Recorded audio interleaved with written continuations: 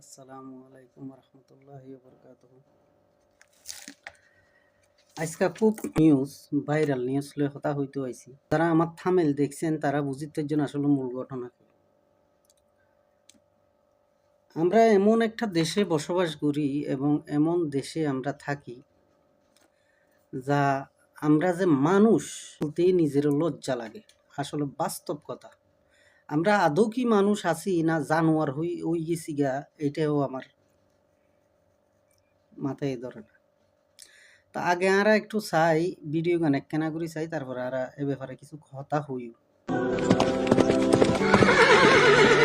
রাজা বাদশার মতো ঘোড়া ছুটিয়ে মৃত মানুষের কবর খুঁড়তে যান মনু মিয়া। মনু মিয়া যখন এভাবে ঘোড়ার পিঠিতে চেপে ছুটে যায়, তখন এলাকাবাসীর আর বুঝতে দেরি থাকে না, এহকালের মায়া ত্যাগ করে কেউ না কেউ পরকালে চলে গেছে।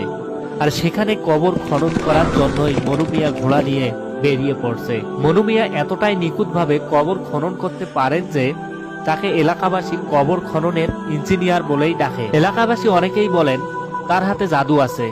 মনু মিয়া যে কবরগুলো খনন করেছেন সেগুলো দেখতেও অনেক সুন্দর। চলে যা ওনাকে দেখলেই ওনার বুড়ার ই বইছে যে কিশোরগঞ্জের প্রত্যন্ত গ্রামের একজন মুরব্বী সন্তান।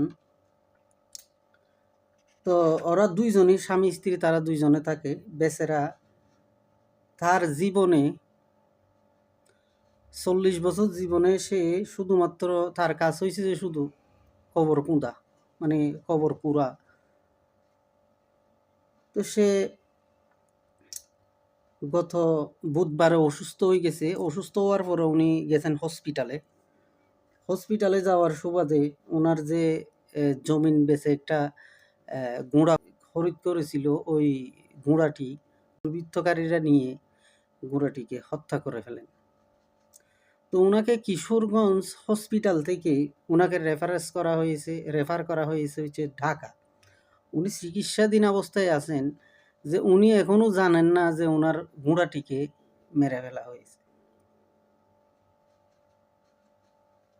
কি মানুষ আমরা, আমরা কোন সমাজে বসবাস করি।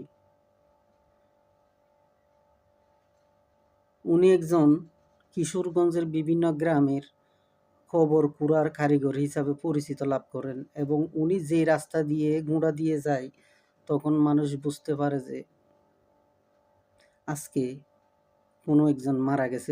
বিনা পরিশ্রমে উনি কবর এই কাজগুলো করেন। আমি প্রশাসনের কাছে বিনীত অনুরোধ জানাই, উনি আল্লাহ রাব্বুল আলামিন যদি ওনার হায়াত থাকে, যদি বাঁচি থাকে, যদি ফিরে আসে, তাইলে আমরা আবার দেখবো ওনারে, মুরব্বিটারে।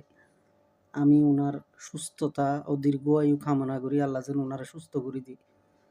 তো প্রশাসনের কাছে এটাই অনুরোধ যে এই অনাকাঙ্ক্ষিত নেককারজনক ঘটনাগান যারা ঘটছে, কিশোরগঞ্জের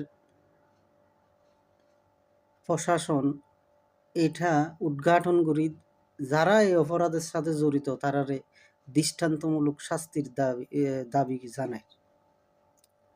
পরিশেষে এটাই কইতে চাই, বাজি আমরা যদি নিজেরা পরিবর্তন না হই, তাহলে এখানে পুলিশ, আর্মি, র্যাব, সরকার কিচ্ছু করার নাই। আমরা আগে নিজেরা মানুষ হই। আমরা আদৌ নিজেরা মানুষ হইতে পারিনি, এটাই বাস্তব। আজকে বললাম তো, আমার নিজেরও লজ্জা লাগে যে আমি একজন মানুষ, এটা পরিচয় দিতে। আমরা কোন সমাজে বসবাস করি। বেশি কথা কইতাম না, মুখ খারাপ হয়ে যাব। মুখেতে খারাপ ভাষা এবার সম্ভাবনা আছে বাজি। আসসালামু আলাইকুম রহমতুল্লাহ।